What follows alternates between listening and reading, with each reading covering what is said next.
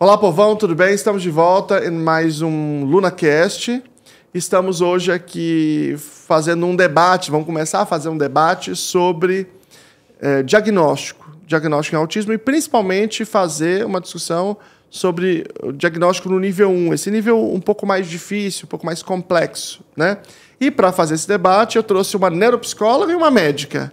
Então aqui a gente vai vamos fazer a fala com a Jéssica e com a Angélica sobre essas interfaces, as dificuldades que são esses diagnósticos, né? E isso é uma dificuldade tanto na infância quanto, obviamente, na vida adulta, no diagnóstico tardio. Então a gente vai passar por todo esse circuito aqui.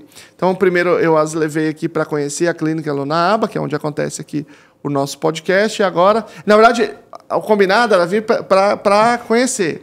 Aí chegou no meio e falei, não, pensando bem, a gente pode fazer um bate-papo aqui, né? Então eu peguei aqui um pouco no pulo a elas aqui para a gente poder conversar. E eu vou pedir, primeiro eu vou agradecer imensamente a presença de vocês e pedir para vocês se apresentarem, por favor. Luciano, é um prazer sempre estar com você, né? A gente sempre está conversando no WhatsApp. Quando você falou, mas a gente pode gravar um podcast, eu falei, bora! É isso, a gente precisa levar informação para as pessoas, né? Eu que agradeço a oportunidade de estar aqui com você. Parabéns pela Lunaaba, é sensacional mesmo. E vou levar muitas coisinhas de exemplo para a vida e conto com a sua parceria também para nos ajudar aí com os nossos pacientes ali em São Paulo. Claro. Então, se apresenta um pouco para o nosso público. Bom, eu sou médica neuropediatra, sou pós-graduada em psiquiatria da infância e da adolescência. Atuo, 99% dos meus pacientes são autistas, né? Porque eu me especializo, busco saber algo de novo todos os dias, por um propósito mesmo de vida, de estar caminhando ali nessa área do transtorno do espectro do autismo e querer ser realmente uma conhecedora e passar informação de qualidade para as famílias, para que as famílias consigam cada vez mais um diagnóstico precoce, que permite a intervenção precoce e que talvez a gente consiga aí reduzir comorbidades, principalmente emocionais, que a gente tem de impacto na vida adulta, que é hoje o que o meu irmão tem, o impacto emocional devido a um diagnóstico tardio. E por isso que eu vivo circulando nessa área, por isso que eu respiro o autismo, né?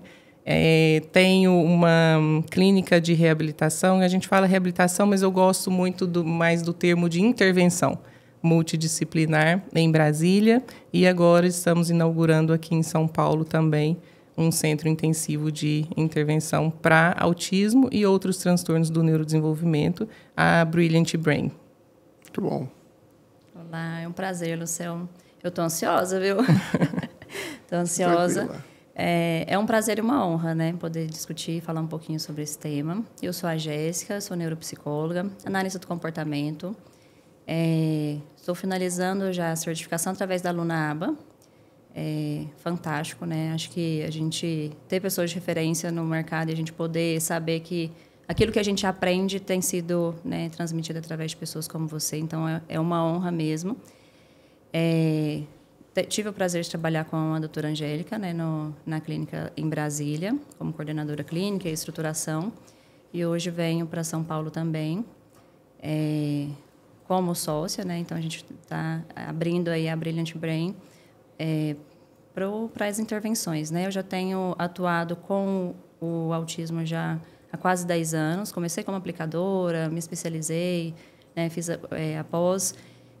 Nas avaliações neuropsicológicas, né? Entrando nesse mundo, tem vindo muitos pacientes para investigar, né, diagnósticos tardios de TEA. Então, tem tido bastante conhecimento, né? Assim, atendimento nessa área. E é isso, assim, tenho contribuído. Geralmente a gente tem uma parceria, né? Ela encaminha alguns casos para avaliação neuropsicológica e tenho contribuído aí com auxílio diagnóstico dentro desse campo também. E é um prazer. Obrigada pelo convite. Muito bom. O diagnóstico, ele é um desafio. E é um desafio para todo mundo, é um desafio para o nível 1. Mas eu quero saber de você, Angélica. Existem muitas pessoas que tem diferentes percursos, vários médicos que fazem percursos diferentes na hora de fazer o diagnóstico. Algum encaminha para o psicológico, outro encaminha às vezes, não encaminha às vezes, ou faz tal exame, ou não faz tal exame, ou chama outro profissional. Você, como médico, alguém chegou lá e falou assim, olha, eu acho que meu filho talvez possa ter autismo. Qual é o caminho que você faz com esse indivíduo, ou se depende de vários perfis, para você fazer a avaliação? Luciano, claro que depende de vários perfis, várias crianças, mas a maioria ali, para mim, o primordial é a escuta. A família vai te contar. A gente tem o manual, que é o DSM-5, e os critérios são claros, os critérios diagnósticos ali estão claros para nós, principalmente para nós que temos ali mais experiência, todos os dias está fazendo diagnóstico, a gente consegue ter uma visibilidade do todo na medida que a mãe está te contando. Então, eu falo sempre que a anamnese é o principal ponto de partida para um diagnóstico.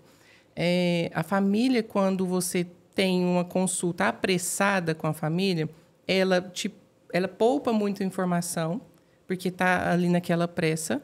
Você, como médico, não pergunta detalhes, às vezes, principalmente quando a gente fala de TEA nível 1 de suporte, onde aqueles sinais não são tão evidentes, não são sutis, às vezes o modo de você perguntar para a família é o que vai te garantir a resposta fiel. Às vezes eu pergunto, mãe, ele faz movimentos repetitivos? Ela não sabe nem o que é isso, ela não viu um movimento sutil, às vezes com o dedinho assim, olha, né, que é uma estereotipia motora simples, sutil, e ela fala, não, ele não faz. Ou seja, ela negou ali um dos critérios, né, do critério B, um dos itens do critério B. Então, a gente sempre tem que partir do ponto da anamnese bem feita e detalhada e rica de informações, e, de preferência, não só com um integrante da família, não só com a mãe. A gente precisa da figura paterna ou da avó, de quem está mais presente com essa criança ali, para que você tenha o contexto todo dela. Você tem informações de todo o contexto onde ela está inserida, né? Então, você seguindo como um passo a passo, em uma anamnese detalhada, partindo da identificação de fatores de risco possíveis, né, tanto pré ou pós-natais, fatores familiares, antecedentes familiares, como que foi esse planejamento gestacional, tudo isso faz parte da nossa anamnese detalhada, que vai te colocando ali no seu raciocínio enquanto médica, o que pode estar presente para o critério do autismo ou não. Então, na medida que você vai seguindo isso, você vai tendo maior clareza do diagnóstico. Eu sempre falo, seguiu o DSM-5, se você tem boa experiência, você vai conseguir um laudo fiel, se você também tem todas as informações garantidas com fidelidade, né, em todos os contextos da criança.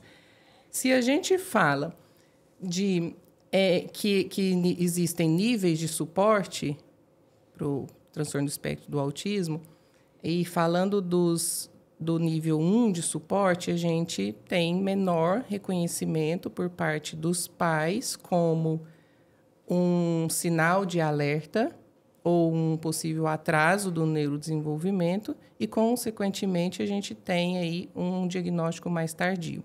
Talvez o diagnóstico vem quando as demandas sociais exigem mais daquela criança, e aí ele começa a apresentar mais comportamentos diferentes no contexto das amizades dele, das relações sociais e até em casa também, no convívio familiar, né?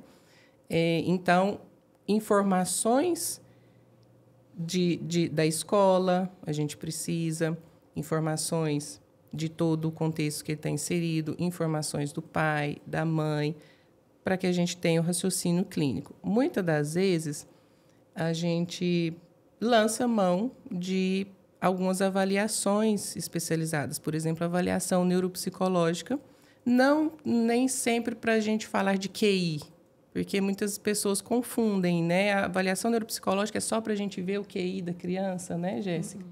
E não, mas para a gente tentar identificar outras possíveis associações e se realmente aquele raciocínio ali seu está coerente. Então, para o meu raciocínio ali na hora que a família chega até mim, o clínico mesmo. É a informação de qualidade, a minha observação indireta, enquanto eu estou conversando com a família, eu estou observando como que aquela criança está fazendo uso dos objetos que eu coloco dispostos para ela. Eu tenho um tatame no consultório e eles já chegam e já vão direto lá brincar, né? E geralmente, antes da consulta, eu separo brinquedos por idade para já entender como que é o padrão que aquela criança brinca. O brincar nos conta muita coisa, né? Como a criança explora aquele ambiente, nos conta já muita coisa. E aí, depois, durante aquele atendimento também, eu passo para a observação direta, onde eu vou tentar ali ter a atenção da criança, como que é o padrão de socialização, como que ele reage, como que é o controle inibitório dele, como que ele reage a algo que eu retiro dele, né? Então, toda uma observação daquele comportamento para que a gente consiga fechar o diagnóstico. Sempre falo, a pressa é inimiga de um diagnóstico fiel. Eu vou te falar duas coisas que eu sempre tive a impressão quando eu fui procurar o diagnóstico do meu filho, né? A primeira é que esse negócio da anamnese eu concordo 100% com você, mas eu acho que tem um problema de direcionamento. Porque se eu ficava irritadíssimo, que eu tinha que fazer aquela porcaria daquela anamnese 100 mil vezes, todo lugar, era a mesma anamnese. Eu falei, meu Deus, por que não tem um lugar só que você anota tudo, todo mundo vê? Ou que você tem um caminho, porque assim, é difícil você chegar num... Porque é claro que nós não chegamos num médico especializado como você, que organizou as coisas. Nós fomos pingando tudo quanto é lugar, porque não sabia, não tinha informação, né? E eu acho que talvez, se a gente tivesse ido primeiro, não teria sido um problema. Essa é a primeira reflexão que eu faço, assim, de lembrança. A segunda que eu faço, que tem uma coisa que você falou interessante, né? De preferência com mais pessoas, é que muitas vezes acontecia o seguinte. A pessoa, seja lá quem for, né, falava assim, ele faz tal coisa, aí ao mesmo tempo eu e a mãe, sim, não. Então isso não era incomum, não é uma coisa que aconteceu uma vez, era, sei lá, vários itens. Então, isso permitia que a gente dizia, não, peraí, não. Aí argumentava, aí a gente, ok, tudo bem. Aí a pessoa que é especializada, que é o médico ou outro profissional, estava ali, ajudava a gente a interpretar, né? E aí a gente chegava a uma conclusão se era sim ou se era não, que era o correto. Então, eu acho que isso é muito interessante, porque a quantidade de vezes que a gente falou sim e não de maneira oposta, significa que se só um tivesse ali, uma grande parte das respostas estariam erradas. Isso. Ou porque um acertou, ou porque o outro acertou. Né? Eu acho que meio a meio, mais ou menos assim. Né? Algumas coisas. Ele fala, bah, ele não fala. Faz bah, ele não fala. Né? Então, porque às vezes tem uma tendência de ver mais positivamente certas coisas, outros são mais pessimistas, talvez, de ver. Ou talvez, numa certa circunstância, numa certa habilidade, um não está, o outro está. Então, eu acho que isso é muito legal. Acho que esses múltiplos respondentes ajuda muito. Né? E o que ajuda também é você perguntar de formas diferentes. A mesma coisa que você, enquanto médico, quer saber, sabe? Né? Dentro do marco do desenvolvimento infantil. Então, você pergunta algo, por exemplo, ele fala, né? Fala. Aí, mãe, ele te chama? Ele fala, mamãe, vem cá. Mamãe, dá, né? Quer bolo? Não. Entendeu? Então, o que é essa fala, né, para a mãe ou para o pai ali presente? Então, são modos de a gente perguntar durante o atendimento, né? Eu estava falando da complexidade ali do diagnóstico do TEA nível 1 de suporte. A gente tem vários casos assim lá na clínica, no consultório, porque o meu consultório é dentro da clínica, né, de intervenção. Então, tem um menininho que já estava fazendo lá terapia e a irmãzinha dele vinha para acompanhar, entendeu? A mãe. Ali foi um exemplo muito claro do nível 1 de suporte, como passa despercebido, sabe? Ela com 9 anos de idade e, né, a gente discutiu muito sobre ela, né? Esse caso é uma menininha que tinha... Os irmãozinhos sempre vão, né? Nessa caminhada. Eu até sugiro, em todas as clínicas, a gente tem um espacinho para os irmãos, gente, porque eles ficam ali muitas vezes sentados, sem nada para fazer, né? E aí, tinha outros irmãozinhos assim, e ela super sociável, ela até quer ser médica, sabe? Ela fala que quer ser médica, ela tem uma admiração assim, pela minha figura, sabe? É muito bonitinha, muito educada, cordial. Mas ela chegava na socialização ali com aqueles coleguinhas novos dela e estava todo mundo numa rodinha e ela chegava atravessando o assunto para o assunto do interesse dela. Ou seja, sociável, que é aquele mito de que o autista não é sociável, né? É aquele 100% isolado, né? E aí eu alertei a mãe, falei, mãe, como que é a socialização dela? Ah, doutora, é assim, é falante demais. Super sociável. Super sociável. Competência social, nota 10. Amiga de todo mundo, sabe? Na escola é assim. Falei, mas na escola já está começando a ter alguns... Ah, ela está sendo excluída, porque ela só quer falar disso aqui. Era uma bonequinha específica que ela anda carregando também, essa bonequinha. 9 anos de idade. Então, são situações que, principalmente na menina, que o cérebro feminino ele se comporta de maneira diferente do masculino, em que a menina, o cérebro feminino é naturalmente mais sociável, detém maior capacidade de empatia, de expressão de emoções, né? Por alterações específicas mesmo ali no lobo, principalmente no lobo temporal do cérebro, e também, além também de ser mais capazes de mascarar, né? De ter a camuflagem social, de se adequar ao contexto ali, e também dessa pressão cultural, Lucelmo, que a gente fala, a menina, ela é mais assim mesmo, ela é mais quietinha, a menina pode carregar uma bonequinha, não é? Bem feminina. Isso, né? Mais a competência social ali até onde está, né? Porque eu queria falar dessa diferença do cérebro, né, feminino e das sutilezas do diagnóstico, né, e que a menina, nessa menininha, por exemplo, quando a gente foi fazer toda a investigação, a Jéssica fez a avaliação neuropsicológica dela, a gente conseguiu fechar o diagnóstico de TEA nível 1 de suporte. Hoje ela se conhece, né, ela já tem um autoconhecimento muito bonito de ver, até para ajudar o irmão, que tem um comprometimento maior e é mais novinho, mas evoluiu assim, né, na competência social dela muito satisfatoriamente, entendeu? Então, depois do diagnóstico, as notas delas foi lá para cima. Ela veio até para avaliação porque ela estava com algumas questões ali escolares. Aí fala-se muito de TDAH, né? A gente tem muita essa questão de culpar sempre um diagnóstico, sempre jogar que a criança tem um diagnóstico específico, mas não olha o centro, né? A causa central daquelas dificuldades dela ali. E hoje, com o diagnóstico dela, foi ela estar muito bem no desenvolvimento ali infantil. Então, a gente ter esse feeling, sabe? Eu sempre falo que é um feeling também, né? Eu acho que a gente adquire na experiência da gente. Eu sempre acho que a gente, quando a gente vai lidando mais com crianças com autismo, a gente vai tendo um olhar muito treinado, né? Quem é realmente especializado na área, é difícil não reconhecer. É claro que ele não está falando de dar diagnóstico, a gente está falando de reconhecimento. Porque o diagnóstico a gente sabe que tem que passar por um processo formal, etc. e tal. Mas, às vezes, eu estou com a minha mulher num lugar, numa festa. Aparece uma criança, ela apareceu, eu já olho para ela assim, que você não tem a menor dúvida daquele caso, porque você começa... É muito treino, né? Muito treino. Então, outro dia eu estava numa festa, lá no apartamento, no condomínio. Aí apareceu uma criança, começou a conversar com a gente, assim, e aí a gente já falou assim, bom... E aí, a gente olhou, ele foi brincar com as outras crianças. Meu, deu tudo errado para essa criança. Deu tudo errado. Ela se comportava de uma maneira que machucava outras crianças. Outras crianças passaram a detestar ela, assim, em 5 minutos que a gente começou a ver.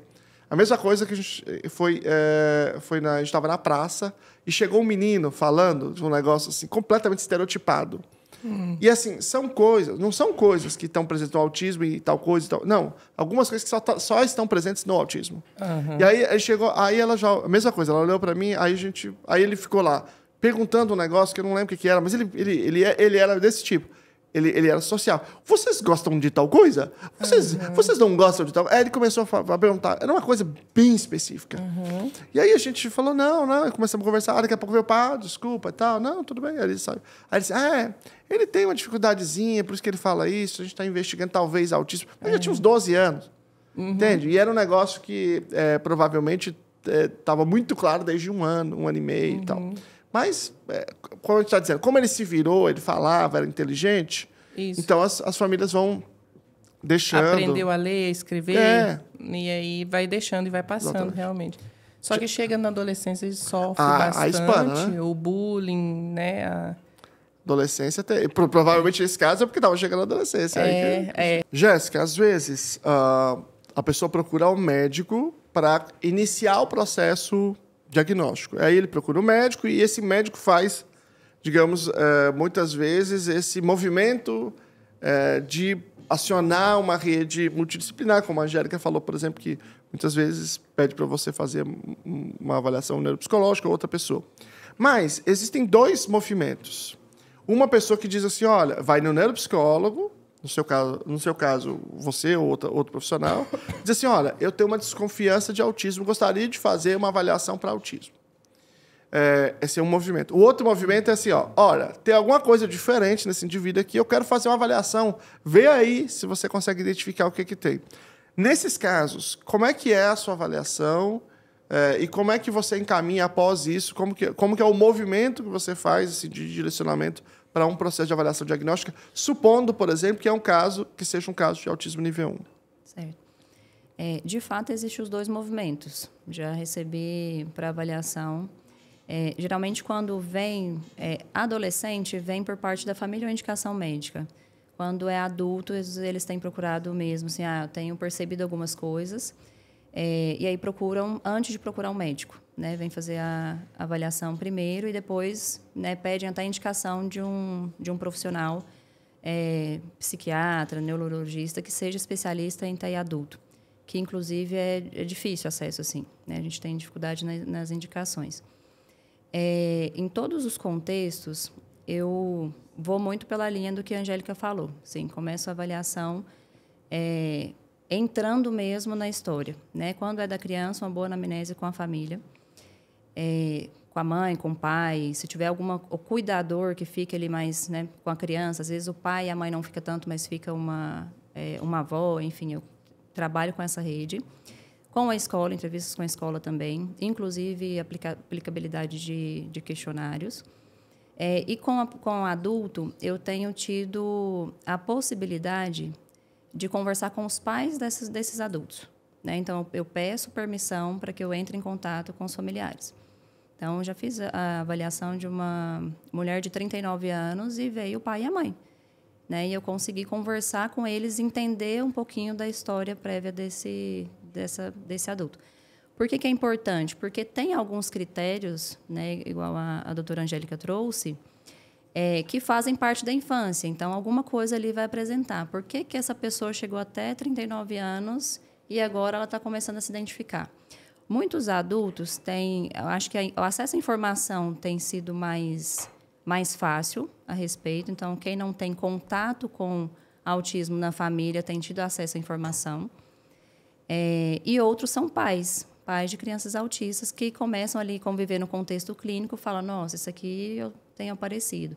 Ou então começa a conviver e o próprio amigo ali, o pai né, o amigo ali, que é pai de outra criança, fala, né, você tem alguma coisa aqui. Né? Então, eles começam a perceber. Acho que tanto a gente vai afinando, né, assim, o nosso olhar, quanto a própria família. As famílias também vão ampliando o olhar de ficar ali tanto no contexto clínico.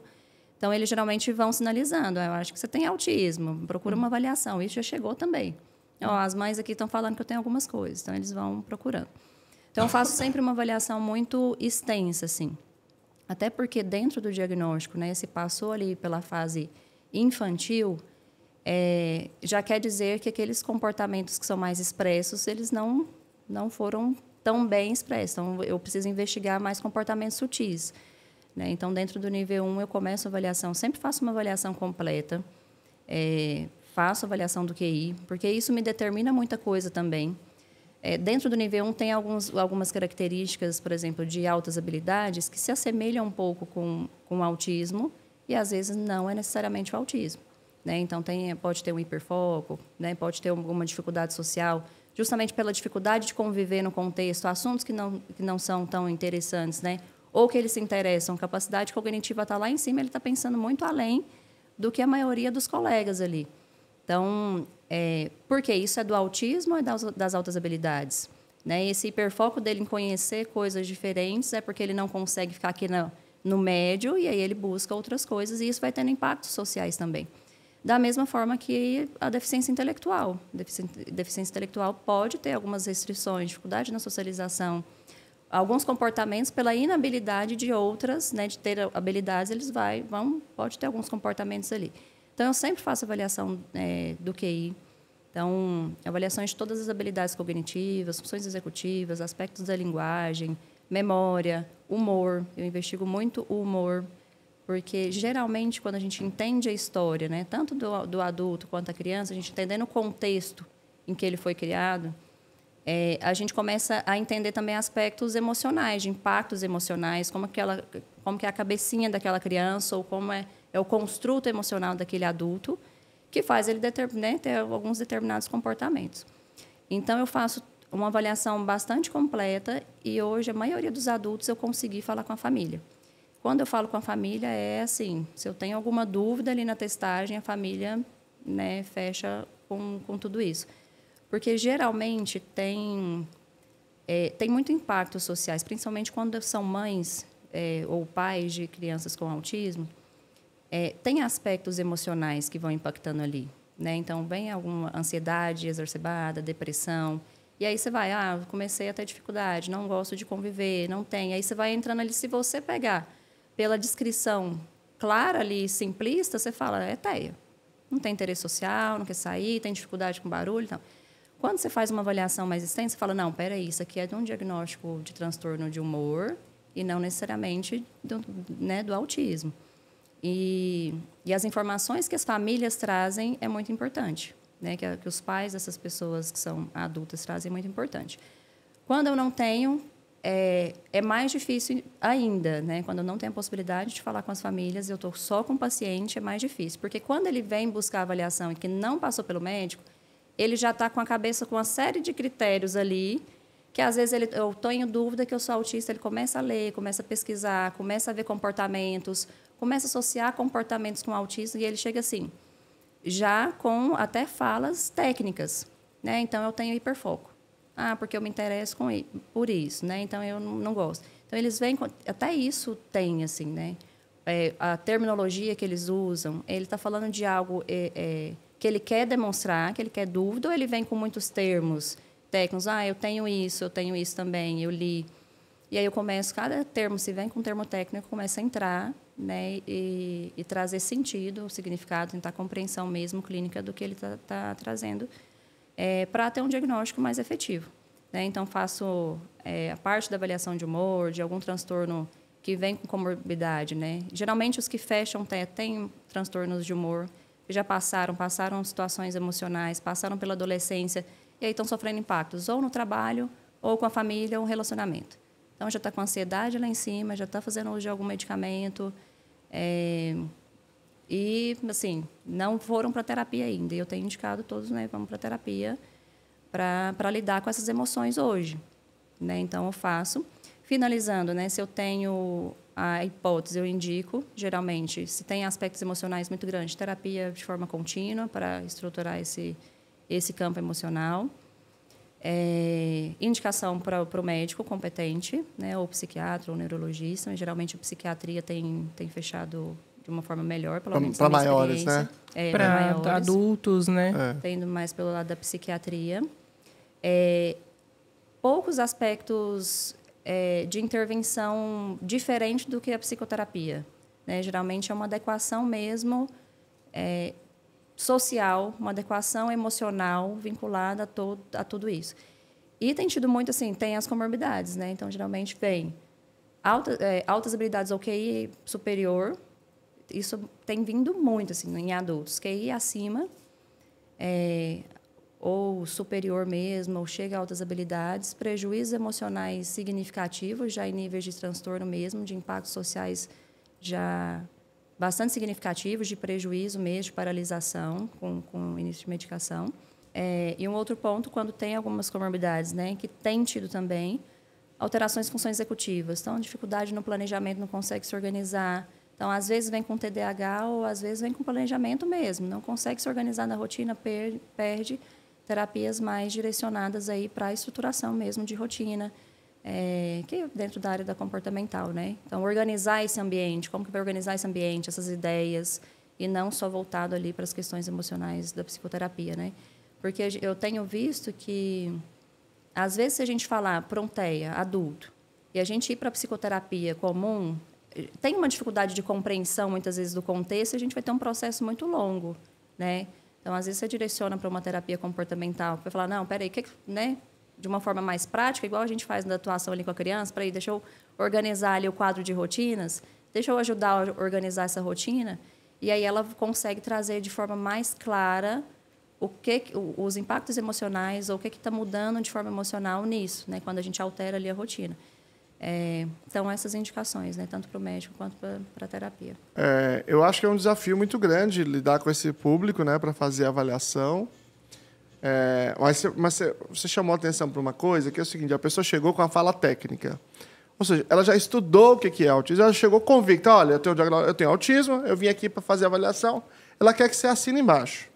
Exato. E aí eu sinto que, às vezes, por exemplo, eu tenho parte de culpa nisso, por conta desse negócio de internet, YouTube, se apresenta e tal. E eu acho que tem um valor você proporcionar autoconhecimento para as pessoas, né? As pessoas, é verdade que elas vão muitas vezes em profissionais que não fazem a menor ideia do que é autismo, então elas terem informação ajuda elas selecionarem um bom profissional, elas se entenderem primeiro para procurar, mas tem um efeito colateral da pessoa que vai lá, que tem outras coisas, muitas vezes, que às vezes tem autismo, tudo bem, mas às vezes tem outras coisas, e ela forma aquela convicção, porque o autismo é socialmente mais bem aceito. Então a pessoa chegou lá e falou, eu tenho autismo, é só para você assinar aqui embaixo, você chega lá, não é autismo. Como é que é a relação com essa pessoa?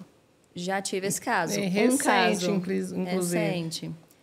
Tenho autismo, isso e isso, percebi. Foi um caso, inclusive, que eu tive a possibilidade de conversar com os pais, não só com o pai e com a mãe. E aí, muitos prejuízos emocionais, assim, transtorno mesmo. Toque claro, que tem que fazer um tratamento medicamentoso. A gente já tinha uma filha autista, não aceitou o diagnóstico, procurou outro profissional e pegou o laudo. Entendeu? E chegou pronta mesmo, assim, chegou, né? Com todos os critérios. Falava para alguns profissionais, né, ali da clínica, eu sou autista, não quis me dar o diagnóstico como se fosse algo que eu quisesse prejudicá-la de alguma forma, né?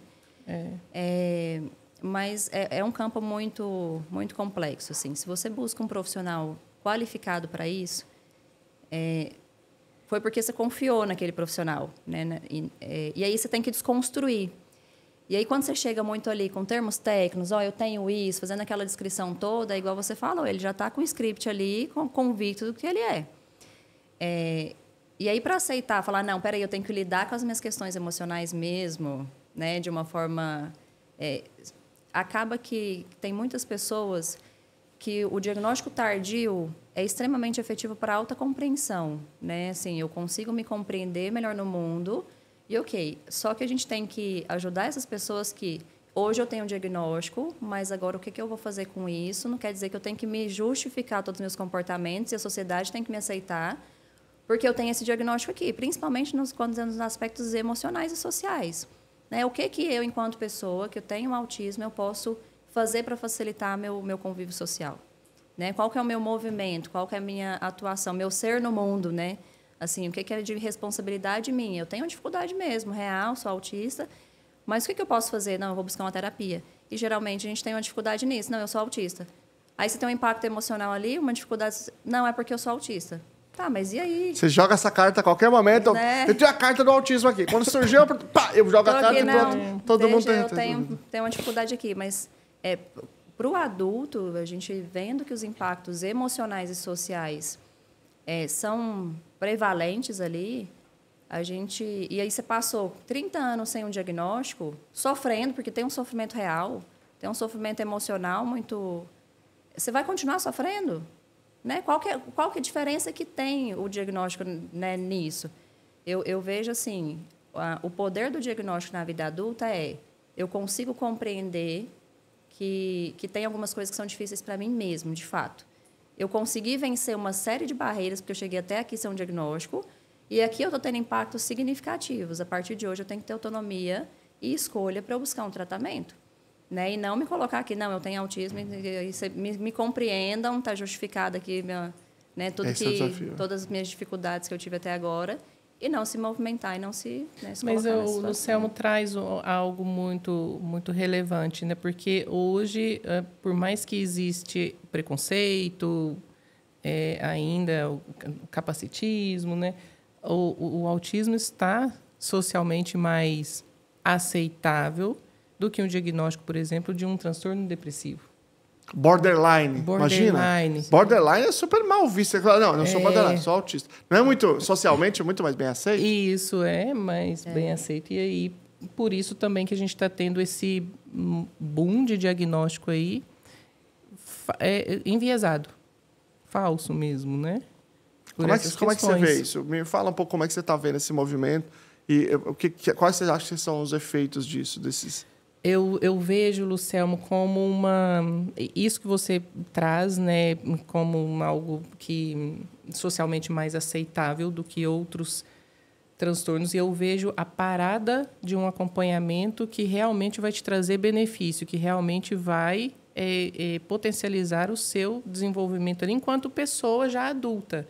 O que vai melhorar a minha qualidade de vida, meu relacionamento com o meu filho, que por muitas vezes já tem o diagnóstico de autismo, e por isso que a família fez o movimento de ir atrás, porque se vê, né, se enquadra, vê algumas características. Então, eu estou vendo que a busca pelo diagnóstico na vida adulta cresceu, mas não para se movimentar por busca de uma melhor qualidade de vida, e sim, assim, me aceitem, me tolerem que eu sou desse jeito, e não como a Jéssica falou, né? E isso acaba que eu acho que vai ser um pouco prejudicial para todos, porque a gente precisa compreender as diferenças das pessoas, mas o outro precisa de mostrar para nós como a gente faz para que todos convivam de maneira harmônica, entendeu? Porque não é julgando e brigando um com o outro, né, que a gente vai ter uma sociedade melhor.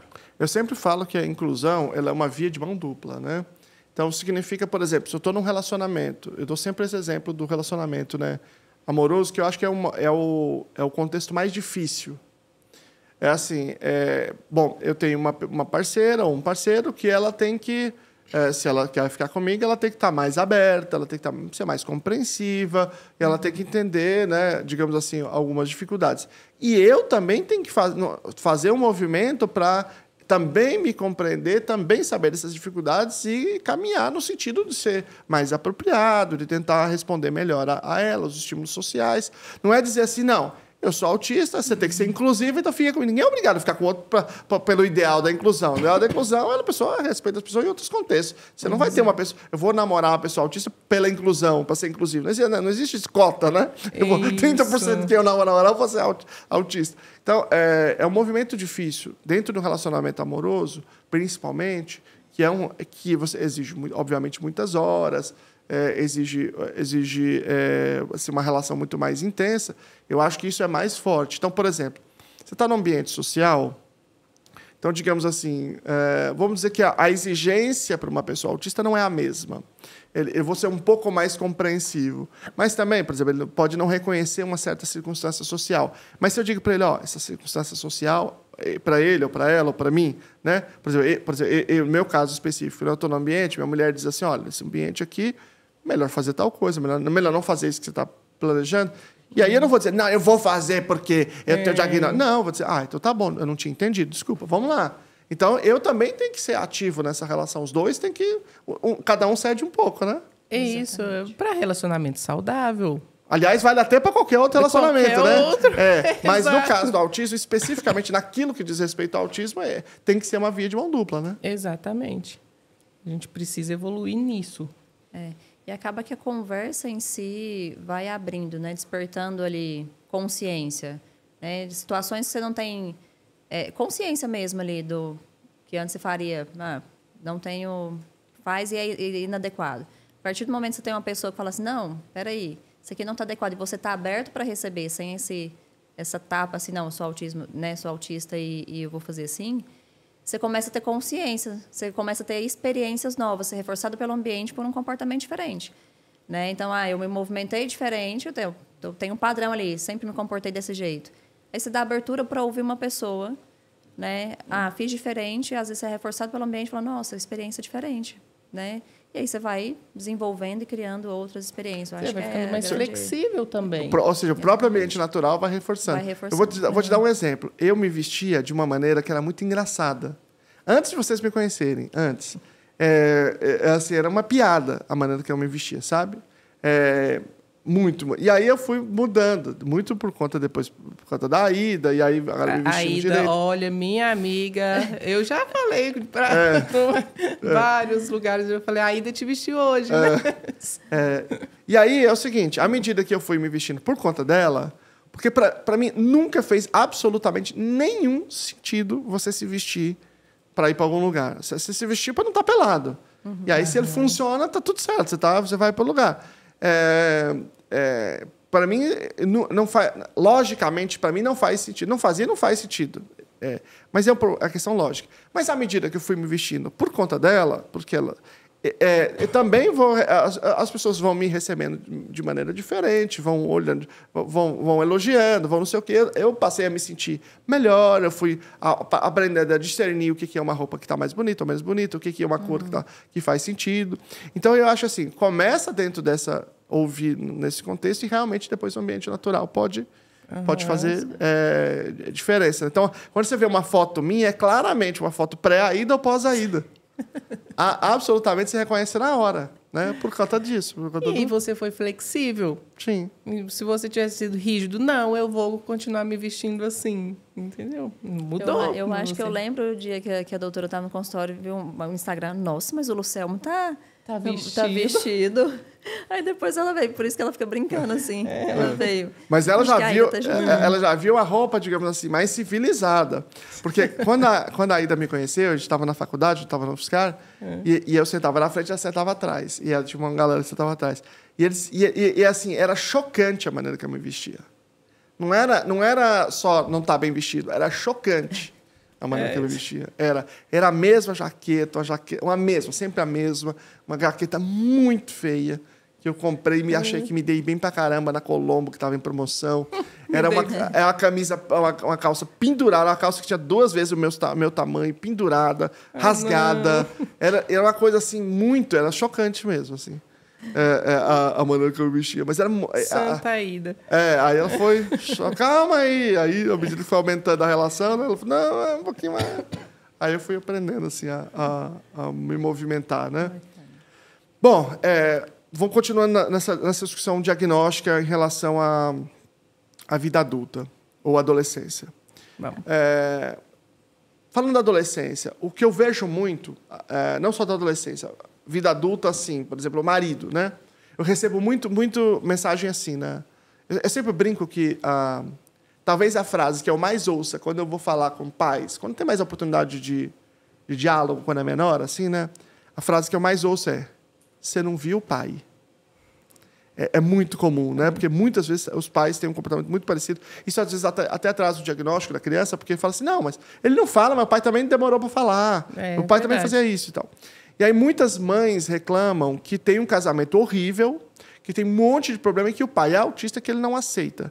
Quando vocês recebem, não sei, eu suponho que você já deve ter recebido esse tipo de situação, uma pessoa falando da outra, mas que não aceita. Como é que você lida com isso? Muito difícil, porque você tem que orientar.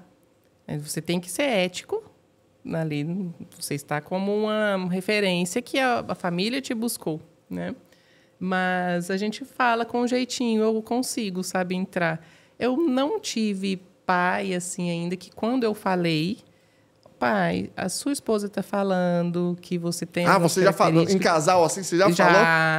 Já falei. Conta aí pra nós, então. Já falei. Às vezes, Assim, a mãe já começa a olhar, sabe? Para mim.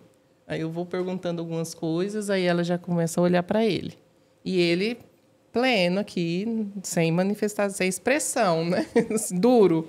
Tipo, vai sobrar para mim, né? Mas muitas características, quando eu pergunto algo, principalmente quando a gente fala de rituais, de manias, né? Os rituais assim de colocar tudo no mesmo lugarzinho, de um ritual específico para dormir, que a mãe vai responder que sim, a criança tem, ela fala, mas o pai também tem. Como se fosse justificar, mas ela já está querendo te dar ali uma dica. Tipo, doutora, levanta essa... Tô levantando a bola, Tô doutora. levantando, doutora, vai só chutar pro gol, né? E aí eu entro no assunto. Pai, você nota isso? Você tem esses comportamentos também? Manias, quando você usa a palavra mania, eles compreendem melhor do que rituais. Ou que estereotipia, né? Do que estereotipias, né? Pá, essas manias e tal, esses hábitos, assim. Não, doutor, eu tenho, né? Alguma outra coisa? Quando você era adolescente, teve algum impacto em relacionamento? Como que era? Eu não gostava dos assuntos dos meus colegas, entendeu? Eu ficava mais na minha. Geralmente vem, sabe? Mesmo aquele pai que apresenta uma resistência, eu sempre oriento. Pai, faça uma avaliação, busque um psiquiatra, faça uma avaliação neuropsicológica. Você pode compreender melhor os comportamentos do seu filho. E aí eles aceitam bem, sabe? Nunca tive um pai grosseiro, assim, com a minha fala, não. Na hora. Na Chegou hora. Em casa, o pau quebrou. Não sei como é que foi em casa. A mãe, às vezes, não me conta, né? Eu não sei quem que você está pensando, mas eu avaliei um pai que foi a que eu família falei, toda. Né? A mãe falou assim, faz avaliação porque eu tenho certeza que é. Aí eu chegou, por que você está fazendo avaliação? Porque minha esposa fala que eu sou autista, mas eu não sou, não. Só que no decorrer do teste, assim, e esse foi um caso que eu nem... Mostrando, né? Quando você mostra, uma coisa é você falar assim, você é autista. E aí a pessoa já, assim, até assusta um pouco, né? Porque ele pensa, poxa, eu vou ser rotulado agora, né? Mas quando você mostra em critérios... É igual quando você perguntou do processo do diagnóstico, é seguir o DSM, os critérios estão claros ali. E entender que é um critério, aquilo que você estava falando, que os sintomas, né, os sinais e sintomas têm que estar presentes lá precocemente. Então, a gente precisa das informações do período do desenvolvimento. É tranquilo, Lucelma, eu não vejo tanta dificuldade assim, não, na prática. Mas ele falou que não era. Falou que não era no começo, ele falou que não era. Mas aí eu fui fazendo as perguntas, né, na anamnese, aí eu acho que ele foi associando com o filho. Eu tenho isso. Não, eu era parecido. E aí eu acho que ele, né, foi se identificando ali. Amolecendo. Mas a chave, assim, que eu achei fantástico foi... nem as crianças fizeram isso, mas eu fui... Geralmente, no teste de atenção, por exemplo, eu dou o modelo. Você vai fazer isso, mas se você errar, você faz um círculo. E fiz o modelo. Quando ele errou, ele fez na verdade, eu falei assim, você faz igual ele. Ele foi tão literal que ele fez na hora, assim, do lado. Então, ele marcou errado, ele fez onde eu tinha feito, assim. Então, foi algumas coisas tão literais na avaliação que eu acho que ele já, assim, no final, estava tranquilo, assim. Já tinha se convencido. Mas foi um dos adultos, assim, mais literais que eu vi, assim, da fala bem literal, de responder mesmo exatamente. Você falou... E como é importante quando a gente faz o diagnóstico da criança e levanta isso e depois fecha o do pai ou da mãe, ou dos dois, a gente já tem casos, né, de ambos os pais, para compreensão mesmo, sabe? Aceitação do filho, compreensão dos comportamentos. Muitos pais... então eu estou tranquila. Aí também a gente tem que puxar para a realidade. E falar, opa, não pode ser que não seja assim, vamos intervir. Eu não recebi nenhuma intervenção aqui, eu casei, eu tenho filho, eu tenho uma vida normal, entre aspas. Né? Eu formei, eu sou inteligente, eu passei no concurso em primeiro lugar, sabe? Então, tá tranquilo. Ele também vai desenvolver bem. Aí a gente tem que puxar para a realidade e falar, pode ser que não seja bem assim, explicar. Né? Pode ser muito diferente. Pode ser muito diferente. Né? E toda essa funcionalidade que ele tem hoje, com poucos impactos, pode ser que o filho tenha mais se não tiver a intervenção que ele não teve lá atrás. E que ele aprendeu ali na pancada mesmo, né? Mas sofrendo muito. Esse pai, especificamente, foi muito bacana. Assim, a gente vê... Eu não sei se foi especificamente por causa do diagnóstico, Porque tanto da menina, né, de 9 anos que ela falou, e o pai que eu tô falando, ele é da mesma família. Mas, assim, teve uma mudança significativa, né? A mãe mudou completamente a autoestima. O pai sempre participou das terapias, um pai muito presente. A mãe hoje mudou muito, mas se cuidando. Mas a nota da menininha mudou completamente porque ela entendeu. Então, às vezes, na escola, não é porque nem tem uma questão de impacto de QI. Às vezes, é uma forma que você explica. Né? Então, você faz uma adequação ali na escola, a escola consegue ajustar. Às vezes, ela consegue seguir a turma, mas às vezes é uma forma de explicar. Né? Que você precisa adequar, mas as notas, ela estava lá, a mãe estava radiante. Assim, você mudou o contexto, é uma família que mudou completamente.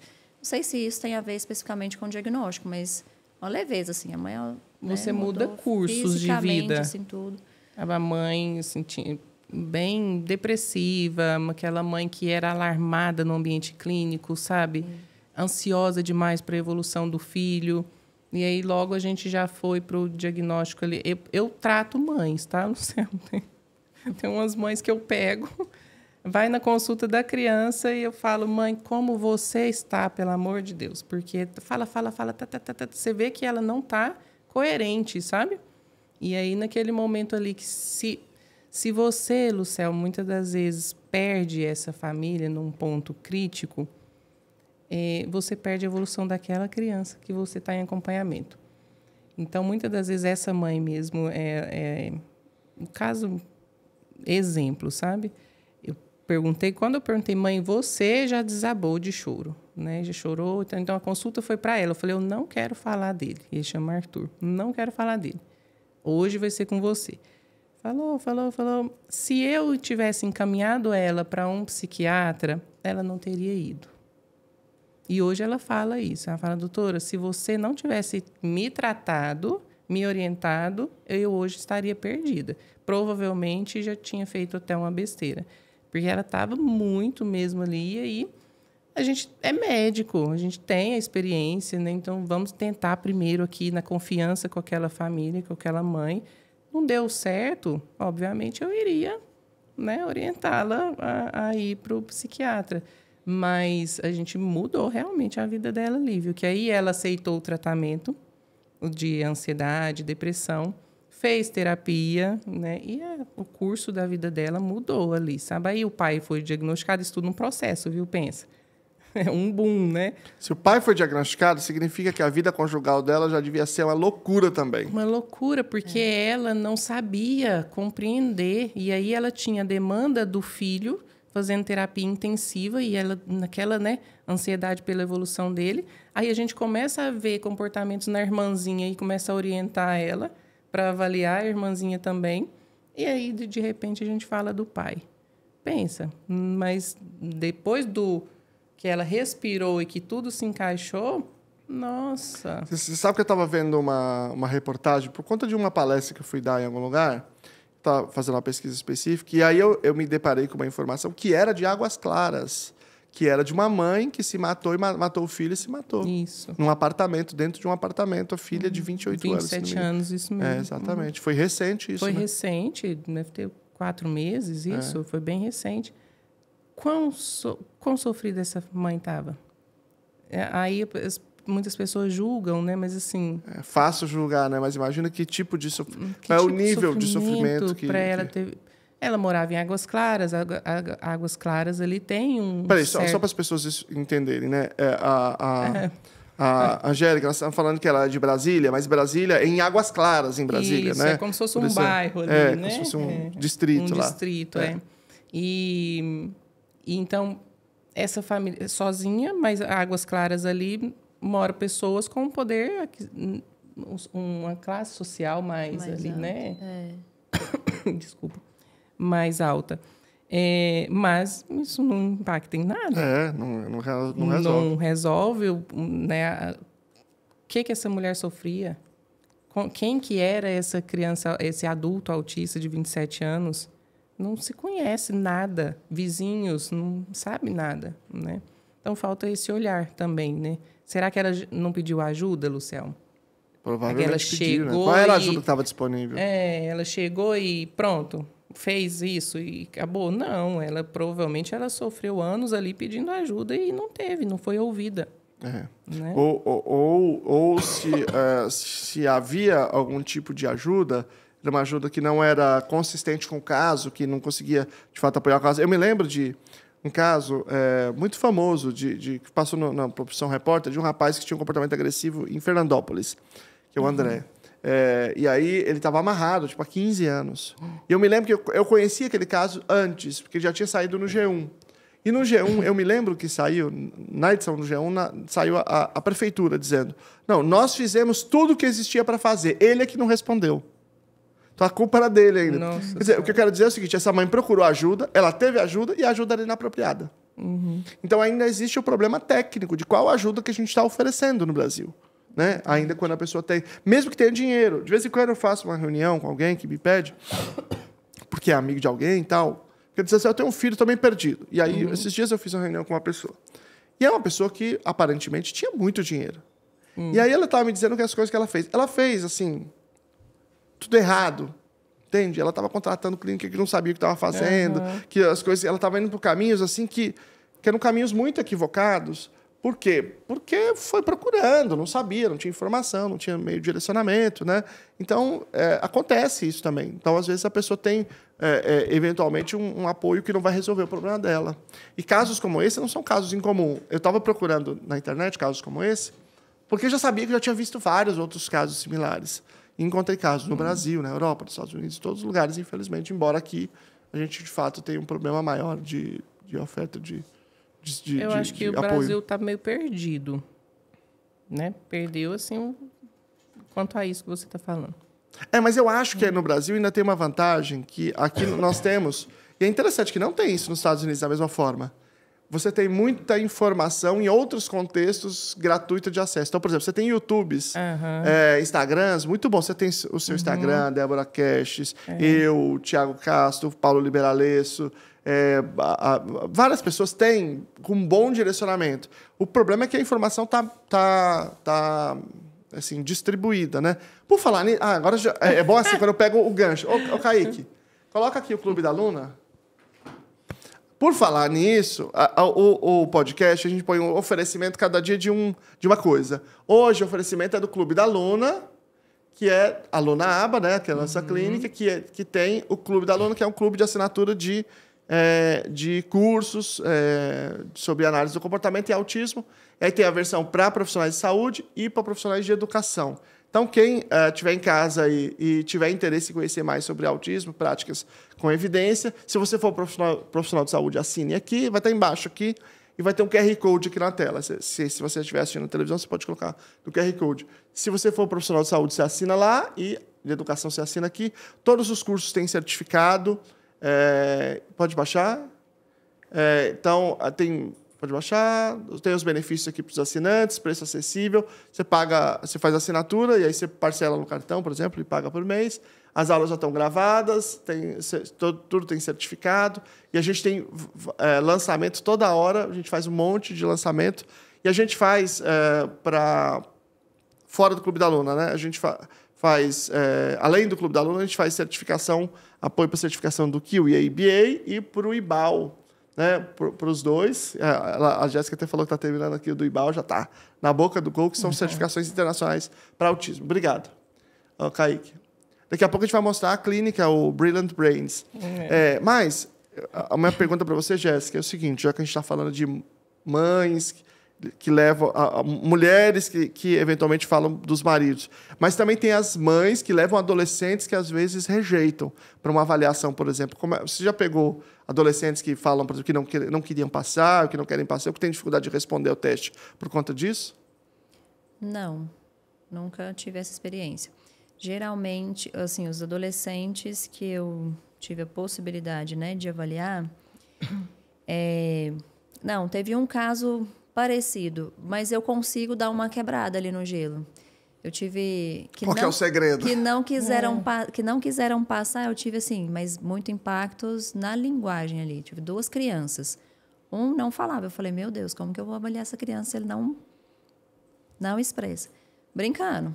E aí eu esqueço, assim, tempo para mim também, quantidade de sessões, eu eu até falo, não, faça o pacote, porque o que eu precisar eu vou fazer. Então, tem avaliações que eu já fiz 20 sessões, assim, para eu conseguir quebrar, criar vínculo com a criança, para ela conseguir responder. Aí, uma adolescente, eu não sei qual é o segredo. Mas, assim, eu acho que eu dou exemplos, assim. Eu acho que eu crio o vínculo dando exemplo. Eu também tenho dificuldade, não gostava de falar também, não. Tá tudo bem. Então, eu respeito, assim. Não sei se é esse o segredo que mexe ali com eles, mas... tinha uma criança também de 9 anos. Ela já tinha tinha feito uma avaliação neuropsicológica que foi inconclusiva, não tinha fechado, porque ela não respondeu. Muda, sim, não falava. Ela não... Mas ela era falante, né? Era um problema ali que ela não queria falar. Não falar. Mas sim, ela tem um problema mesmo, ela quase não conversa com as pessoas, bem fechada. Na avaliação, travou. E aí a mãe veio, trouxe, ela tem muita dificuldade, não sei se ela vai responder. Eu falei, traz. Aí na terceira sessão ela começou assim, né? E respeitava o dia que não queria falar, tudo bem, vamos fazer outra coisa, né? Então ia ali, né, de acordo com, deixava ela conduzir um pouquinho. E fazia alguns acordos, a gente utiliza os reforços aí. Na avaliação, com algumas crianças, eu utilizo reforço. Né? Então, quando eu comecei a ter acesso a ela gostava muito de milkshake. E aí eu perguntei para a mãe o que ela gosta muito, o que é o reforço. A gente fez um combinado para ela responder, a gente desceu. Ela terminou de responder, a gente desceu. Nas outras, ela era no destravou. Shopping, né? Então, algumas situações assim. Um outro que era bem fechado, eu fui colocando algumas questões minhas, né? Trazendo alguns contextos assim. E aí deu uma desbloqueada, mas essa foi uma avaliação desafiadora. Mas ele não é que ele não aceitou o diagnóstico ali. Eu mesmo não fechei, eu fui mais para uma questão ali de personalidade. Paciente seu também, né? Eu tenho alguns adolescentes, Luciano, que eu quebro muito, assim. Tem vários que eles já chegam falando, eu não quero ser autista, por algo de que... Hoje a gente já está igual quando tinha do retardo mental, né? Seu retardado mental, né? Hoje já na escolinha está falando, seu autista. Está usando, né, o termo como pejorativo, como preconceito, e aí muitos já chegam falando que não quer ser autista, e que não é, que a família já falou com ele, que ele já leu tudo e que ele tem certeza que ele não é autista. Então, eu quebro muito assim, não me interessa se você é autista ou não. Eu estou aqui para te ajudar. O que é que você acha que você precisa melhorar? Aí a gente começa uma conversa. Eu não posso chegar nele já, critérios diagnósticos e perguntar as coisas para ele, que ele vai me negar tudo ou ele vai me odiar. Então, a gente tem que ter o vínculo. Ou os dois.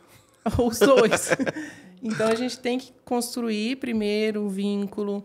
Às vezes eu não consigo numa primeira consulta. Mãe, traz semana que vem de novo, vamos conversar sobre coisas que ele gosta, né? Traz jogos que ele gosta. Tiro a mãe, tiro o pai, fico só eu e o adolescente, entendeu? Em primeiro momento. E aí a gente vai construindo esse processo de diagnóstico. Primeiro eu pergunto por que você não quer, o que você conhece. E dá muito certo também quando você traz pessoas da mídia que são autistas e que têm ali suas relevâncias para o mundo, né? Quando você fala de Elon Musk, né? Quando você dá exemplos para eles, ele é autista, tá. Aí ele já começa a entender que não precisa de ter o termo como pejorativo, né? Que por você ser autista você é inferior.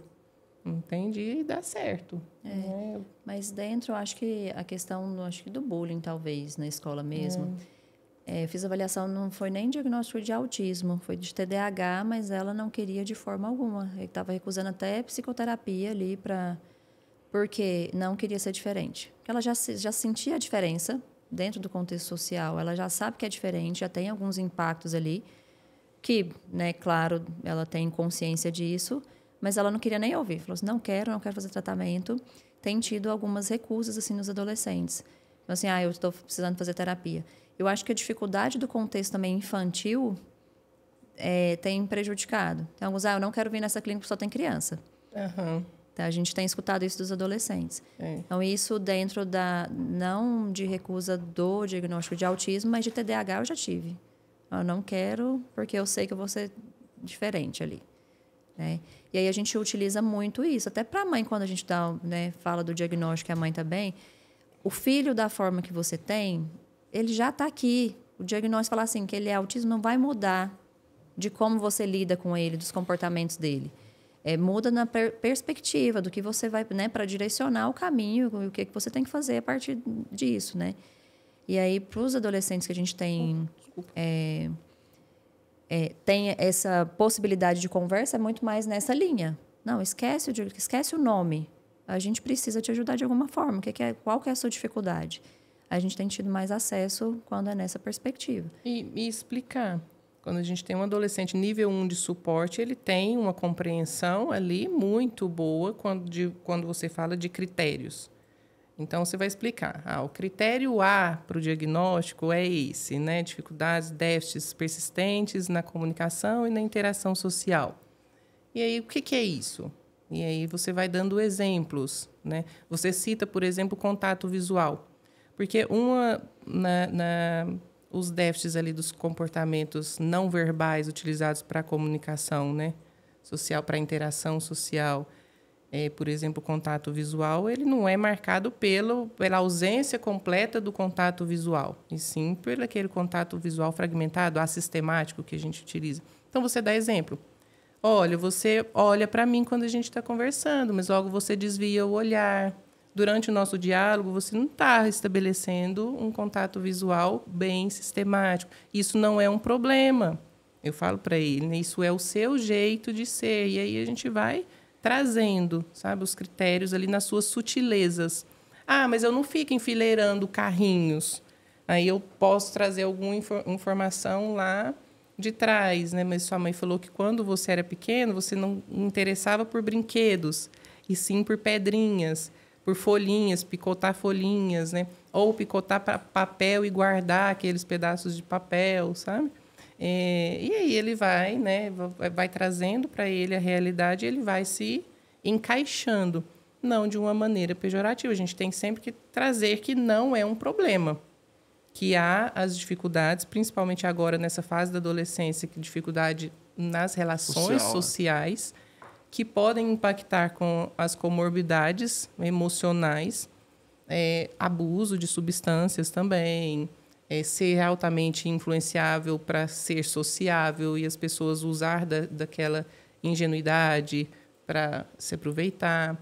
Isso tudo a gente vai trazendo, e depois que ele aceita, é muito benéfico, porque você trabalha as habilidades sociais dos projetos terapêuticos específicos para a adolescência, né? Que é diferente da infância, claro. Por idade, né? E os adultos também, outros já é diferente, tudo é diferente. Para trazer essa fase da adolescência é muito difícil para qualquer adolescente. Para um adolescente que tem um impacto social, então, dificuldade de relacionamento interpessoal ali com os colegas, compreender piadas, né, um dos critérios, né, ali a dificuldade de se ajustar ao contexto social, né, diverso, e a dificuldade de compreender metáforas, piadas, duplo sentido, e sofre muito bullying. Eu vou falar, esse ano eu vou fazer uma sessão lá, uma palestra lá na BPMC, que é a Congresso da Sociedade Brasileira de Ciências do Comportamento, Associação Brasileira. Eu vou falar justamente de um treino de ensino de compreensão de piadas de duplo sentido. Olha aí. Que é um estudo que teve nos Estados Unidos, foi publicado em 2021, no JABA, e eu vou fazer uma replicação dele, um pouco diferente aqui no Brasil, com a professora Zilda Delprete. E é um estudo muito legal mesmo. E é imprescindível ensinar piadas, né? Nesse caso, é ensino de compreensão e apreciação, as duas coisas. Porque essas piadas de duplo sentido, elas aparecem a todo momento na escola, desde a infância, né? Eu vou falar da infância. Aí piadas, digamos assim, inocentes, né? Sem obscenidades. E elas aparecem principalmente na adolescência, já com obscenidades, com coisas de palavrão e tal, com temas íntimos. Né? E aí a falta da compreensão é muito mais cruel para o adolescente. Porque aí o bullying come matando. Porque se não compreender, né? É isso. E aí vem baixa autoestima, Vem, eu sou burro, eu sou isso, eu sou aquilo, tudo como inferior. E, às vezes, devido à dificuldade de expressar ali suas emoções, ele não conta pra gente, né, Luciano, o que ele está passando e que aquilo está entristecendo. Onde vem comorbidade de novo, entende? E aí vira um ciclo. Então, a gente precisa olhar. A criança autista cresce e a gente tem planos específicos para essa fase da adolescência, que é uma fase cruel. Exatamente. Eu falo que é a fase mais difícil. Não tenho a menor dúvida. Nossa. E, inclusive, na vida adulta, eu acho que a falta do diagnóstico, você, não é tanto porque eu não quero ser rotulado de autista, é porque, tipo assim, já vim até aqui, para que eu vou fazer diagnóstico? Para que me serve vai isso? Mudar? Né? Eu acho que esse é o discurso mais comum. Não sei se aparece para vocês. Aparece muito para a gente isso. Porque mulheres também, né? Porque a mulher, por tudo aquilo, a gente estava falando, né, até da... Não, mas acho que você podia falar um pouco mais sobre qual a dificuldade especificamente das mulheres de fazer o diagnóstico. A mulher, o cérebro feminino é naturalmente mais sociável. Ele detém uma maior capacidade de empatia, de expressão das emoções, dos sentimentos, por alteração mesmo de densidade de neurônios. O cérebro feminino, eu falo na gente, né? Mas é porque eu sou menina, né? Mas é isso mesmo. O cérebro feminino ele tem uma densidade maior de neurônios no lobo temporal. O lobo temporal é ligado aí dentro das reconhecimento das emoções, das expressões dos sentimentos, da empatia, da expressão e compreensão de figuras de linguagem, né, de entonação de voz em cada área, né? Por exemplo, a área facial fusiforme, dentro ali do lobo temporal mesmo falando. Ela é responsável pelo reconhecimento das expressões faciais. Então, se a gente tem uma maior densidade de neurônios ali, a gente tem uma maior capacidade de reconhecer as expressões faciais durante uma interação social. Ao mesmo tempo, a gente tem a amígdala, que também está ali no lobo temporal, que ela é responsável pelo controle da impulsividade dos instintos ali durante uma relação ou durante uma experiência. E ela é menor no cérebro feminino, ou seja, a mulher ela tem a tendência de ter menos comportamentos externalizantes, menos estereotipias motoras, menos aquela agitação, menos agressividade, né? Menor agressividade, esses comportamentos de impulsividade. E, ao mesmo tempo, a gente tem o hipocampo também no lobo temporal, que é uma área responsável pela memorização das experiências vividas, ele é maior. Então, esse reconhecimento, essa memorização das experiências e essa expressividade, o cérebro feminino tem essa maior capacidade. Então, por isso que na mulher nível 1 de suporte, ela vem crescendo durante o período de desenvolvimento dela com sinais e sintomas sutis que passam despercebidos pela sociedade, e ela se adapta e se adequa facilmente nas suas relações sociais. Ela sofre muito sozinha, mas não deixa transparecer ali com sinais e sintomas evidentes. Por isso, o diagnóstico tardio nas meninas, né? Muito antes se falava que o autismo era mais grave em mulheres, mas é porque faz menos diagnóstico do nível 1 de suporte, né? Na verdade, não é porque é mais grave, né? É porque os mais leves, os mais sutis, a gente não conseguiria reconhecer. E essa capacidade ali de você se adequar e se adaptar, que a gente chama de masking ou camuflagem social, é comum no cérebro feminino também. Apesar o menino também faz, mas na mulher é mais comum. O conceito surgiu por conta das meninas, né? O de masking surgiu por conta Uhum. Eu tenho um caso muito interessante de uma menina de 8 anos de idade de uma cidade do interior de Unai. Você conhece, né? Em Minas Gerais. Que chegou até mim, me impactou muito, porque, assim, na hora que a mãe falou, eu falei, meu Deus. A mãe falou assim, doutor, eu suspeito que a minha filha está sendo abusada na escola. Quando a mãe chega com esse alarma, né? A antena ligada e tal. E aí, por quê? Olha só, ela na escola sociável, super, né, daquela maneira, boas notas, sentava na frente, gostava de ir para a escola, mas quando ela chegava em casa, era período integral, então ela ficava de manhã até o final da tarde. Chegava em casa, ela rolava no chão como uma crise mesmo. Ela passava 40, 50 minutos rolando no chão e com a mãozinha muito aqui na pelvis. Na pelvis dela. E aí a mãe falava. E aí, de tanto que ela ficava em cima e rolando, ficava vermelhinha, né? Então a mãe falava: minha filha está sendo abusada, certeza, na escola, né? E virou aquela confusão. Mas depois de tudo que a gente foi investigando, né? Claro que foi uma investigação muito longa, falei com a escola, coloquei psicóloga para ir lá, sabe? Para avaliar ela. A gente viu que era uma camuflagem social clássica, Lucelma. Ela se adequava e se adaptava muito bem, até na postura aqui de uma coleguinha do lado que ela gostava demais, admirava muito. Então, se a menininha sentava com a perninha cruzada, ela também sentava. O movimento do dedo, de pegar no lápis, ela adaptou para como a coleguinha pegava, para ficar idêntica. Então, essa capacidade de imitar até personalidades, né? Até o jeito de ser. Só que chegava em casa, ela podia ser quem ela era, que era sobrecarga social e até sensorial também, vinha, né, como uma crise. Então, ela é onde ela extravasava ali. E aí, quando a gente faz toda a investigação, fala com ela do diagnóstico e tal, acabou. Cessou o comportamento, entendeu?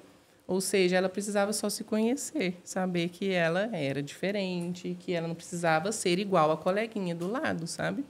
Até a nota da escola, se a coleguinha tirasse 9 e ela tirasse 9,2, era um motivo de muita tristeza. E a mãe não reconhecia porque que ela estava triste, porque ela não expressava para a mãe. Entendeu? Isso, depois que a gente foi conversando, que ela foi contando para nós, né? E hoje ela está com 10, já 10 aninhos, e assim, conhece tudo do diagnóstico, Lucelmo. Tudo. Até nível 1, com altas habilidades, e ela fala que vai ser neurocientista. Ó, que beleza. Vai ter mais alguém estudando na área, talvez, né? É isso aí. Esse masking, como você está dizendo, ele é muito... Ele dificulta muito o reconhecimento. Como é que, na avaliação neuropsicológica, quando você tem esse fenômeno, ele pode se mascarar também na avaliação?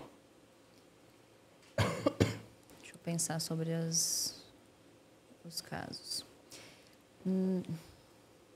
Eu fiz de adolescente, eu fiz mais de homens, né, rapazes. Fiz 2 de autismo. Uma não, representava ali, né, certinho, mas ela conseguia falar da escola, né? Então, ela conseguia falar por que ela se adaptava ali, porque ela gostava. Tem uma dificuldade de entendimento que ela sofre bullying, mas ela tem reconhecimento. Por exemplo, em casa, ela vinha com mutilação.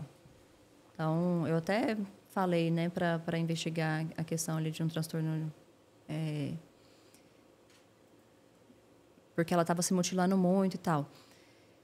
Camuflava um pouco, mas como esse caso específico, eu tinha contato com a psicoterapeuta, a gente começou a discutir, tanto com a doutora quanto com a psicoterapeuta, ela estava camuflando mais na psicoterapia. Comigo, ela começou a se abrir. Então, quando a gente discutia, eu falava assim, eu ficava em dúvida, né? Nossa, aqui será que está acontecendo alguma coisa?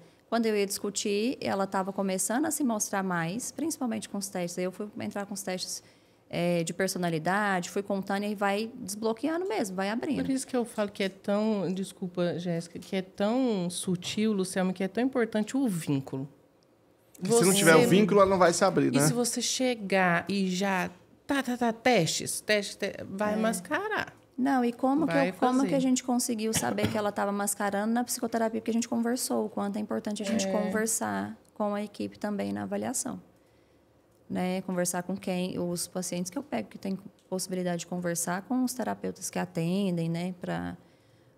Para ouvir diversas percepções, aí você vai linkando, você vai fazendo sua análise clínica ali. Mas a gente identificou que ela estava com dificuldade na psicoterapia. Não estava sendo muito efetivo lá. Algumas coisas ela camuflava mesmo. E da mesma forma Mas que a a gente... avaliação foi bem, assim. Da mesma forma que a gente tem essa maior capacidade de camuflagem social e tal, a gente também tem as mulheres que chegam, né, com a ansiedade, diagnóstico de ansiedade, depressão, crises de pânico, né, síndrome de pânico, transtorno do estresse pós-traumático, por tudo isso, né, por todo esse masking mesmo, que ela veio sendo quem ela não é, né, fingindo ser quem ela não é. E isso não é consciente, né, Lucelma? É importante a gente dizer. Não é que ela planeja, né? Sim, claro. É algo que ela vai se adequando àquele contexto ali, sabe? Isso gera sofrimento. Então, por isso, o diagnóstico traz, na maioria das vezes, para os adultos que passam por isso, como um alívio. Ah, ufa, eu posso ser quem eu quero. Libertador, É né? libertador. Isso. E eu, quando eu percebo alguma alteração assim, eu pergunto se está à vontade, se quer ir embora. Eu respeito muito ali. Ah, não quero ficar. Pode ir embora. Não tem problema. E aí eu libero, acho que vai ganhando confiança, assim, né, nesse sentido. Até porque, se eu tiver uma restrição ali, vai dar influência na testagem. Acaba nos que a resultados dos avaliação testes. tem que partir também uma terapia junto, primeiro.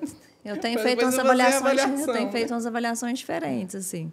Mas eu sou apaixonada pelo campo. E eu tenho visto muito também, assim, no contexto, eu estava comentando com você, né? Alterações específicas na linguagem, né? Nas meninas tem muito... nível 1, na verdade, só que... e em todos, né? Tanto nas meninas quanto nos meninos. Uma dificuldade ali específica de compreensão de linguagem. Às vezes até entende uma piada, mas aquelas piadas que são repetidas, aquelas, né, algumas metáforas, eles conseguem falar. Se você pede para explicar, não consegue. Então é como se assim... Decorou. Aquilo que é muito... tá muito ali no ambiente, eles entendem o significado, mas pede para explicar, não consegue. Então, tem uma dificuldade ali de narrar contextos, né, os acontecimentos, e de fazer algumas associações mesmo, né? Aquilo que você tem que pegar um conhecimento de algo, da parte da linguagem mesmo, e fazer associações, né? Aquilo que se assemelham, assim. Todos têm dificuldade, todos os autistas, assim, que eu avaliei. Por exemplo, no teste do VISC, semelhanças. O que tem semelhante entre raiva e alegria? E aí vincular, saber que não, aí geralmente eles descrevem. Na raiva você está triste, ou então está assim, e dá expressões, né? Representa ali. Então, no feliz você está assim. Então, como algo mais decorado. Não, mais literal, mais físico, mais, assim, né? Então, às vezes eles se apresentam, não consegue associar que são expressões ou sentimentos, entendeu? Isso aqui é um sentimento, isso aqui também é um sentimento. Por quê? Não, aí ele geralmente fala assim, não tem nada de parecido, porque um tá assim e o outro tá assim. Né? Então, eles vão bem... todos, assim, acho que não teve nenhum autista que conseguiu ir bem, assim, na primeira, sabe? Ele começa, né, com um exemplo, assim, você dá o exemplo, né? Então, o vermelho e o verde são cores. Tá, são cores. E o que tem de semelhança nisso e nisso? Não, aí eles vão dando uma funcionalidade. Aqueles que sabem falar a função, dão a função. E aquilo que tem diferença mesmo na própria palavra, que eles têm que vincular de uma outra classificação, de outro significado, não tem nada semelhante, isso é diferente. Então, especificamente nesse, todos... Rigidez e literalidade. Rigidez e literalidade. Agora, me explica o que é a Brilliant Brains. A Brilliant Brain... Não é Brains, é Brain. Tá. Brilliant Brain. É uma clínica de intervenção para autismo e outros transtornos do neurodesenvolvimento, outros atrasos, também outros diagnósticos, não só para autistas. O nosso propósito é o cuidado integrado. Então, é uma equipe multidisciplinar trabalhando a interdisciplinaridade, conversando entre si e promovendo a triangulação entre todos os ambientes. Então, a gente quer trazer realmente a família como parte integrante da equipe e a escola A gente precisa... Escola é importante. Né? Quer dizer, eu não estou falando que os outros não são, porque aí a escola é o que o que é mais difícil, eu acho. Eu acho que é o mais difícil, Luciano, e é o que eu acho que a gente precisa conversar mais. Por quê? É cultural, né? Natural do ser humano a gente culpar as coisas. Culpa alguém por um erro, né? E julga muito, né? Mas eu acho que falta a gente dar ferramentas para as escolas, sabe?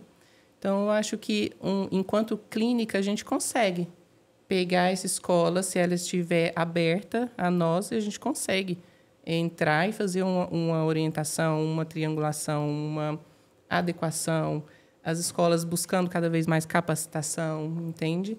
É claro que isso a nível público, a gente tem falado muito, tem lutado tanto, né? Para que isso aconteça. Privado não é diferente quando a gente fala, né, do sistema. Ah, sim, não. A gente não precisa... Muitas famílias falam, se eu tivesse dinheiro... Né? Não, gente, não tem essa distinção. Não é essa a questão. Não é essa Pelo questão. contrário, em geral, tem exceções. São Paulo, por exemplo, tem o Pauliceia, tem o Red House, que são boas escolas de inclusão. Mas são exceções. A grande maioria na escola pública, em geral, é melhor. Uhum. E aí a Brilliant vem como um centro intensivo, né, integrado ali de terapias multidisciplinares em Vila Madalena, São Paulo, com inauguração agora para dia 3 de julho. Coloca aí, Kaique, para nós o site do Brilliant Brains, pra gente ver. Isso aqui não é publi não, tá, gente? Isso aqui eu as convidei e aí eu estou mostrando a clínica. Essa é a clínica. Essa é a Brilliant Brain, desenvolvendo futuros brilhantes, cuidado integrado para adolescentes e atraso de desenvolvimento. E a gente tem... Aí as pessoas podem entrar já na fila de espera, né? Isso. E aqui todas as especialidades que a gente vai ter lá dentro, né? Aqui a gente traz a família aplicadora, sabe? A família como equipe mesmo, Luciano, para que treine, sabe? A gente sabe que muitas famílias... Aqui, aceita aqui, só para aumentar um pouquinho. Isso. A gente sabe que muitas famílias não têm disponibilidade, porque às vezes o pai tem que trabalhar para poder pagar a terapia. Sim, claro. Né? E a mãe, né? Mas outras têm disponibilidade, mas têm medo. Então, a gente quer trazer a família para realmente capacitar ali para que ela consiga generalizar, né? Em casa. Aí tem neuropsicopedagogia, psicopedagogia, musicoterapia, fisioterapia, nutrição, TO, educação física. Todas as especialidades. Eu lá dentro, né? Acompanhando também as crianças. Tanto em consultas, né? Quanto no acompanhamento ali. Eu gosto de estar, sabe? Ali na linha de frente, ali com a equipe. Eu aprendo muito com a equipe. Então, você mudou para São Paulo agora? Mudei para São Paulo. Entendi. Estamos aqui, eu e Jéssica. Mudamos. Estamos aqui. De Águas Claras, de Brasília, direto para São Paulo agora. Isso. Bom. E a gente eu queria até te contar, desenvolvendo um sistema muito legal, viu? Daquilo que você falou aqui durante a nossa entrevista. De integrar tudo para o pai parar de contar a mesma história 10 vezes. Entendeu? Isso é legal. A gente está nesse projeto aí de desenvolver. Também com o aplicativo, né, para os pais acompanharem a evolução ali das crianças também. Isso aí interessante. Aí o ambiente. Esse aí é o bonito. projeto. Pode ir passando. Aí a pessoa tem ali onde a pessoa registra. Isso. Tá lá. Dá uma aumentada aqui, Kaique. Só para ver direitinho. Perto do Sumaré, Jardim Veracruz. Não dá não? Vai não? Vai sim, é isso. Aqui, Vila Madalena, perto do Jardim Veracruz. Muito bom. Aí a galera entra. Qual é o site? Qual é o endereço do site? Mostra lá em lá. cima para ver. Acho que ele tem que mostrar lá, né? Clínica Brilliant Brain. Clínica Brilliant Brain. Brilliant é com 2 L's. Isso. .com.br. Muito bom. É isso aí. Muito obrigado, gente. Foi um prazer estar com vocês aqui. Eu tive no podcast lá na Especial, quando você estava lá, né? Que foi a Mirella, né, do Autospod, que fez lá. Eu acho que foi a única vez que eu gravei... não, tive outra vez que eu gravei em Rio de Janeiro, que eu gravei ao vivo com a Mirella, foi do Rio de Janeiro, foi lá. Foi bem legal, tinha um lugar bem bacana. E agora, recebendo vocês aqui antes da estreia, em breve estreia, A gente está somando, a gente vai somar 10. Quando a gente somar 10, a gente estreia e vamos entrar no ar, trazendo conhecimento de qualidade para as pessoas. E agora, em São José dos Campos é mais fácil, porque ou as pessoas estão em São Paulo, ou elas vêm a São Paulo em algum momento, né? Aí fica fácil de vir aqui. Então, vocês já estão pertinho aqui, então sintam-se sempre à vontade para virem aqui. É um prazer recebê-las. Pode ter certeza que a gente vai. Com certeza. Foi um prazer participar. Obrigada pelo convite. E Obrigada, parabéns pelo trabalho de vocês. Agora, estreando a segunda clínica, vocês vindo para cá. Certeza que vai ser uma clínica bem legal. Muito obrigado mesmo. A gente, nós vamos encerrar o seguinte. Ó, eu quero agradecer primeiro as pessoas que nos acompanharam aqui nesse tema tão importante. E eu sempre encerro fazendo a dedicatória para vocês aqui, entregando um presente para a clínica de vocês aqui no livro. Pega um outro ali para mim, por favor, Kaique.